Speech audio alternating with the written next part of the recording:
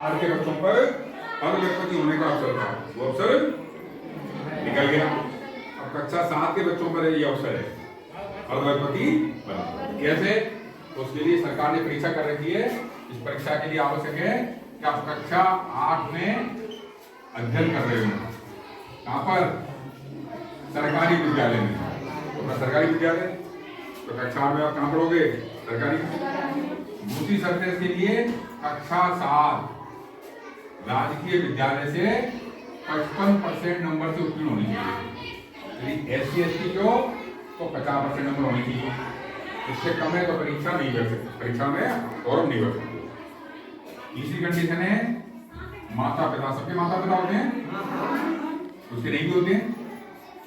तो के चाचा ताऊ हुए हैं, मामा मामी है, नाना नानी, दोनों पढ़ाता है, उनको बोलते हैं अभिभावक। माता पिता तो माता पिता, और माता पिता नहीं है तो अभिभावक की जो वार्षिक आय है वो 3.5 लाख रुपए से कम होनी चाहिए। तो जनरली गांव में जो बच्चे पढ़ते हैं उन बच्चों के माता पिता की वार्षिक आय 3.5 लाख से कम होती है। तो इन तीनों कंडीशनों में आप सभी आते हो। कोई ऐसा बच्चा नहीं जो उसमें नहीं आता, यानी सब बच्चे फॉर्म भर सकते हैं। अगर फॉर्म भरेंगे तो उसकी कोई फीस भी चाहिए। कितनी फीस होनी चाहिए इसके एग्जाम की? तो आप क्या बनने वाले हो? अर्धगणपति। सरकार फीस लेगी, कितनी फीस लेगी अंदाज से?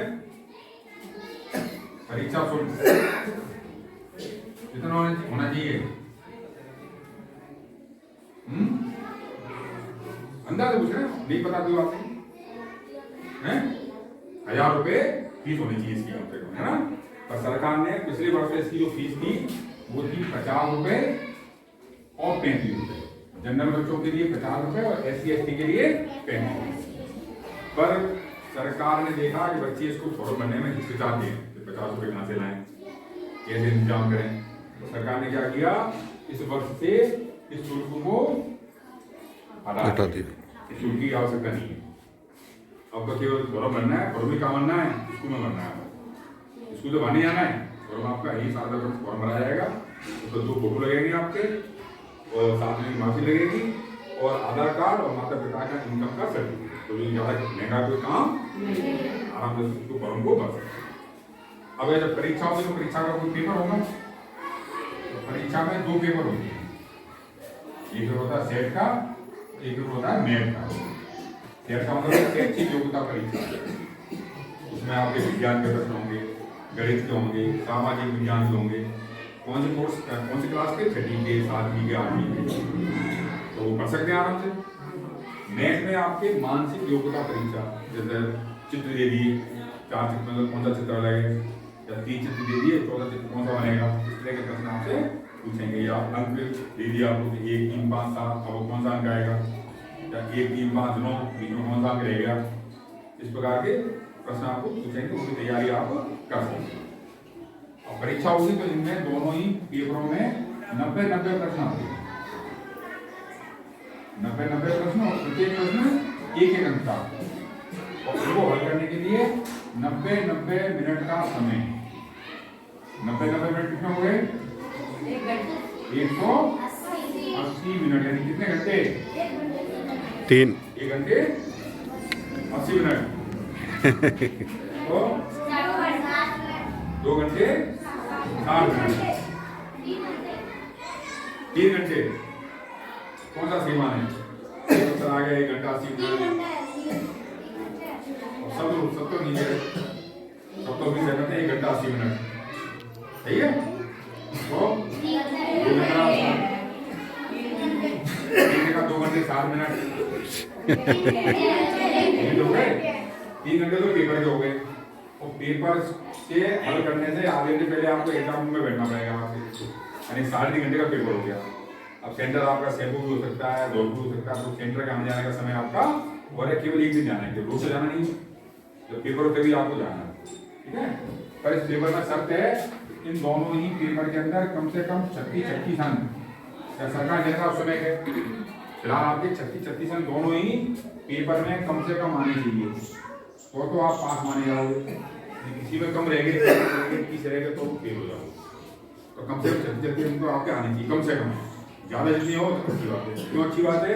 क्योंकि आपके धौलपुर में केवल 166 सीट है और पिछले वर्ष और बच्चों में रहे थे 900 बच्चों में, तो 16 करके 80, 16 6 96, लगभग 6 बच्चों में से एक बच्चे लिया गया था पिछले वर्ष। इस वर्ष बच्चों ने सुनी फीस भी नहीं है, तो प्रयास किए, लोगों को समझाने का प्रयास किया, भैया कोई जाता आधा तो नहीं है, एग्जाम देना आपको केवल, बात तो अच्छी बात है, नहीं तो कोई दिक्कत नहीं, घर तो बैठे कर दो। तो इस वर्ष लगभग 2300 बच्चों ने फॉर्म भरे, यानी 14-15 बच्चों में से एक बच्चे का सिलेक्शन हो गया।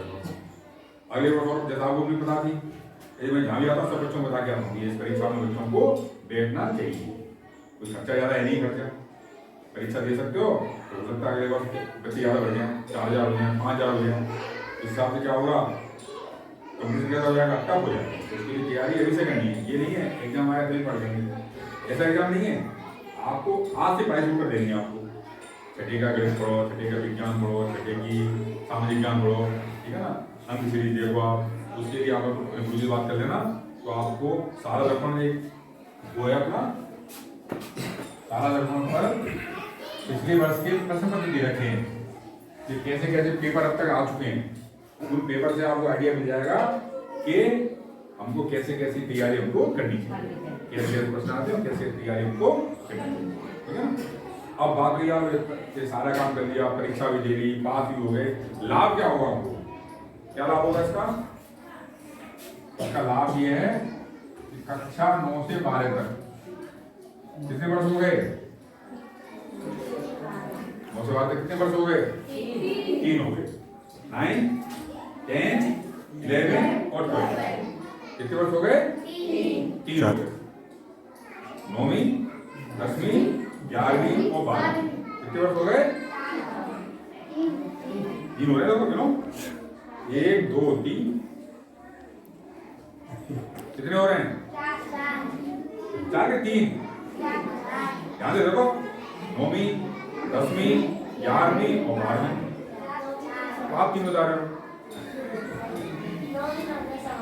नहीं थोड़े सवाल लिए भैया, 9वीं में पैसे मिलेंगे, 10वीं में मिलेंगे, 11वीं मिलेंगे और 12, आपको नहीं लेंगे तो हम लोग दे देना, हम लोग मतलब उसको ले लेंगे, आपको 3 वर्ष की चाहिए, 3 वर्ष आप ले लेना, 1 वर्ष के स्कूल में देना, स्कूल वाले पर्स ले आओ या कुर्सी ले आओ, ऐसा करके खर्च कर लेंगे, ठीक है ना। 3 वर्ष चाहिए कि 4 वर्ष चाहिए? 4 वर्ष चाहिए ना, तो 4 वर्ष तक आपको सरकार 1000 रुपये मासिक, कितने हो गए 1 वर्ष में मास है? 12, कितने हो गए 1 वर्ष के रुपए? 12,000, ऐसे ऐसे 48 महीने, कितने हो गए? 48,000 रुपए सरकार आपके बैंक खाते में भेज देगी। कितने रुपए हो गए? ये कितने पर तो अर्ध लखपति, यानी कितने रुपए? आधे लग लाख नहीं, अर्ध लखपति, कितने हजार? 50,000, यानी आपको रुपए चाहिए 50,000 और सरकार ने कितने दिए? कितने कम रह गए? अब 2,000 कहां से आए? हमें चाहिए पूरे 50,000, रुपए कितने आए? केवल 2,000 कम रह गए, हमें 2,000 और चाहिए, कहां से आने चाहिए 2,000 रुपए? तुम्हारे कितने हो जाए? 50,000 हो जाए, कैसे होंगे 50,000 रुपए? किसी ने उत्तर दिया, घर में कोई पैंट शर्ट टांगे, उसमें क्या रखे होते हैं? रुपए, कहीं 100 निकाल लो, कहीं 200 निकाल लो, क्या करेंगे? कितने हो जाएंगे? 2,000 रुपए। क्या कहते हैं इसको? पर चोरी, और चोरी करके पकड़े गए तो पुलिस कहाँ ले जाएगी? थाने में। बंद हो गए तो सरकार क्या करेगी? ये पैसे भी नहीं देगी, ये तो बच्चा चोरी कर रहा है, ये बच्चा अच्छा बच्चा नहीं है, तो चोरी तो नहीं कर सकते। हाँ, 2,000 रुपये चोरी करके नहीं आ सकते। आप कहाँ से हैं? एक ने कहा था मेहनत मजदूरी कर लेंगे खेतों में जाके तो मिल जाएंगे।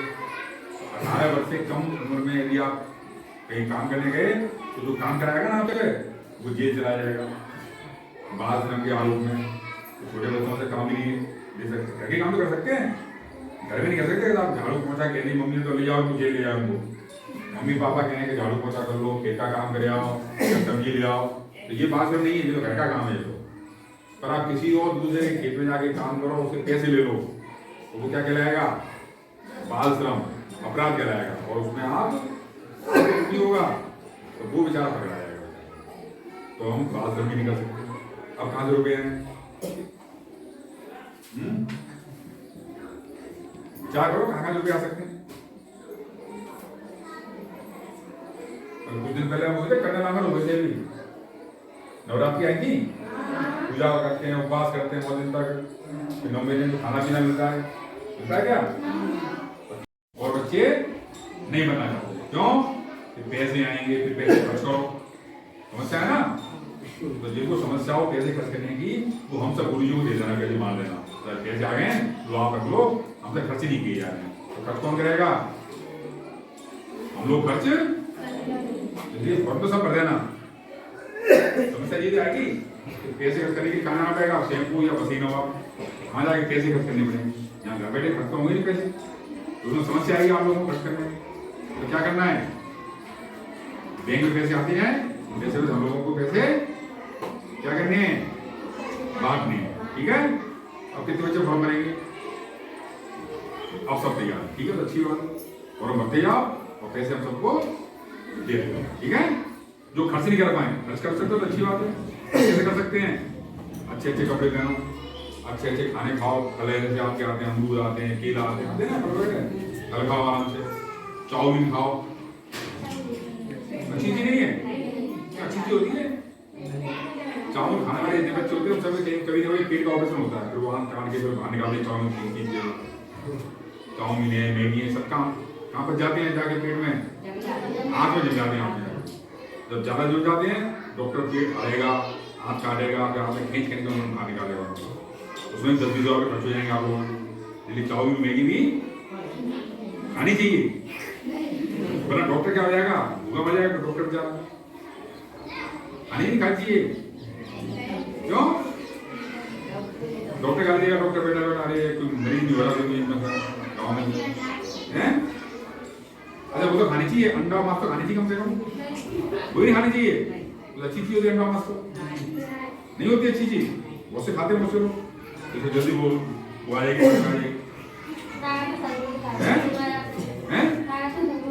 हाँ अपने ईश्वर ने जो बनाया हम लोगों को वो खाने के लिए बनाया क्या अन्न खाओ फल खाओ मिठाई खाओ बाकी किसी ईश्वर ने हमको अंडे खाने के लिए या मुर्गा मछली खाने के लिए नहीं बनाया और जबरदस्ती कहीं खाते हैं देखा अगर वो खा रहा हम नहीं खाएं उससे क्या होते बीमार हो जाते हैं इसलिए कभी कोई कहे तो ये चीज खाना अच्छी बात नहीं है।